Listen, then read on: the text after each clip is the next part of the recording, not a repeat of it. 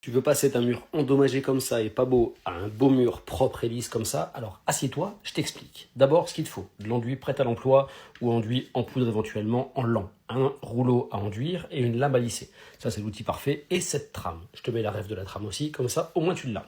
Ce que j'ai fait préalablement, c'est que j'ai passé une impression glycéro et que j'ai rebouché tous les gros trous avec de la colle à carotte plâtre. Alors là, c'était après une dépose de carrelage, mais ça peut aussi être le cas après un détapissage.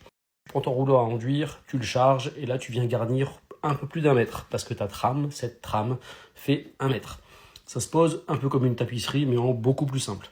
Tu viens de l'appliquer jusqu'en haut, jusqu'en bas et après tu la maroufles. En fait le but c'est vraiment de la fondre dans l'enduit. Une fois qu'elle sera bien fondue, alors tu vas découper tes prises, tes interrupteurs, tes câbles et tout ça.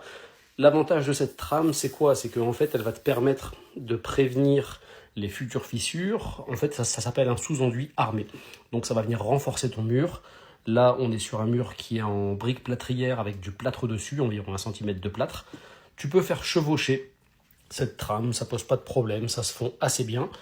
Là, tu vois, je mets des petits morceaux pour finir le mur.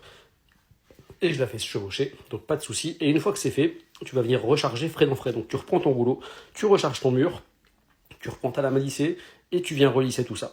Regarde le résultat, déjà, ça représente environ une grosseur de boulot. C'est déjà pas si mal.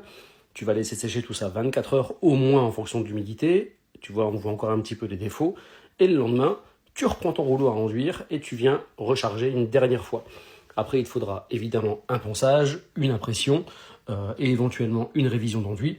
Mais tu vois, le résultat est franchement pas mal. Ça évite de remettre du placo. Et moi, je trouve ça plutôt correct. Dis-moi ce que t'en penses. À bientôt. Ciao.